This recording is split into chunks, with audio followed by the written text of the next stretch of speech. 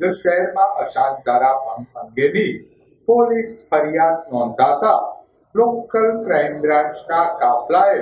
મિલકત ખરીદનાર અને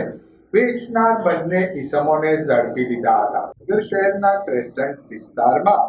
અશાંત ધારો લાગુ હોય અશાંત ધારાની મંજૂરી વિના હિન્દુ માલિકે પોતાની મિલકત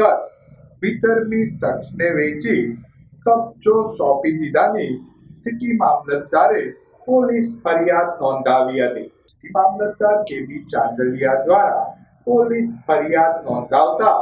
લોકલ ક્રાઇમ બ્રાન્ચના કાફલાએ મિલકતના માલિક દક્ષરાજસિંહ ધર્મેન્દ્રસિંહ ગોહિલ તથા મિલકત ખરીદનાર અલ્લારકભાઈ કાદરભાઈ ગીગાણીને ઝડપી લીધા હતા। ક્રેસન્ટ સરદાર સ્મૃતિની પાછળ આવેલ પ્લોટ નંબર 567 વાળી મિલકત દક્ષરાજસિંહ ગોહિલે અલ્લારકભાઈ કાદરભાઈ ગીગાણીને ₹93 લાખમાં વેચી કબજો સોંપી આપેલ। આ અશાંત ધારો લાગુ થયા બાદ પ્રથમ પોલીસ ફરિયાદ નોંધાઈ હતી।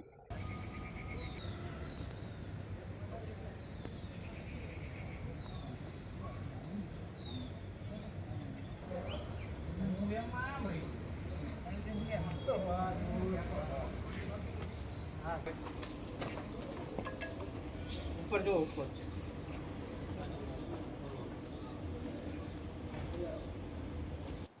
ઘોઘા રોડ પોલીસ સ્ટેશનના જે ક્રેસન્ટ વિસ્તાર જે છે ત્યાં અશાંત ધારા ભંગની એક ફરિયાદ દાખલ કરવામાં આવેલા છે, જેની હકીકત એવી છે કે જાન્યુઆરી માસમાં માનનીય એસપી શ્રી નીતિશ પાંડે સાહેબને એક અરજી મળેલી, જેમાં વિગત જણાવેલી કે આ જે એરિયામાં જે છે કૃષ્ણનગર સર પટણી રોડ ઉપર આવેલ સરદાર સ્મૃતિની બાજુમાં પ્લોટ નંબર 567/A ના જે પ્લોટમાં તેના માલિકે કોઈ પણ સરકારની મંજૂરી વગર જે છે વિધર્મીને વેચી દીધેલો છે અને આ એરિયા અશાંત ધારામાં હોવા છતાં કોઈ પૂર્વ મંજૂરી લીધેલી નથી। જે બાબતને ગંભીરતાથી લઈ માનનીય એસપી સાહેબ દ્વારા એલસીબીના સ્ટાફને એલસીબી પીએસઆઈ અને ટીમની રચના કરી અને તેને આ તપાસ સોંપવામાં આવેલી અને આ તપાસ જે છે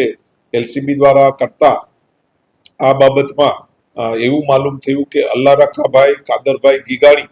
જે છે તે આ પ્લોટ નંબર 567/A માં રહે છે પરિવાર સાથે અને તેનો મૂળ માલિક જે છે દશરાજસિંહ ધર્મેન્દ્રસિંહ ગોહિલ તેણે પર્સનલી આ જમીન જે છે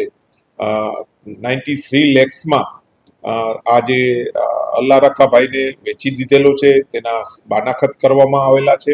અને આ અલ્લારખાભાઈએ આજે આટલી રકમ જે છે બેંકના જે ટ્રાન્ઝેક્શનથી આપેલી છે, જેથી આ અશાંત ધારા વિરુદ્ધ આ ગુનો બનતો હોય એસડીએમ કચેરીએ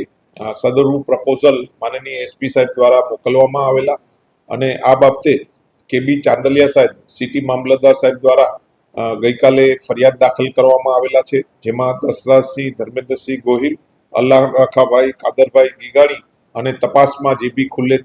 તેની વિરુદ્ધ ફરિયાદ દાખલ કરવામાં આવેલા છે। હા, આરોપી જે છે બંને દશરાજસિંહ અને અલ્લારખાને પોલીસ દ્વારા હસ્તગત કરવામાં આવેલા છે અને હાલમાં તેની પૂછપરછ ચાલુ છે।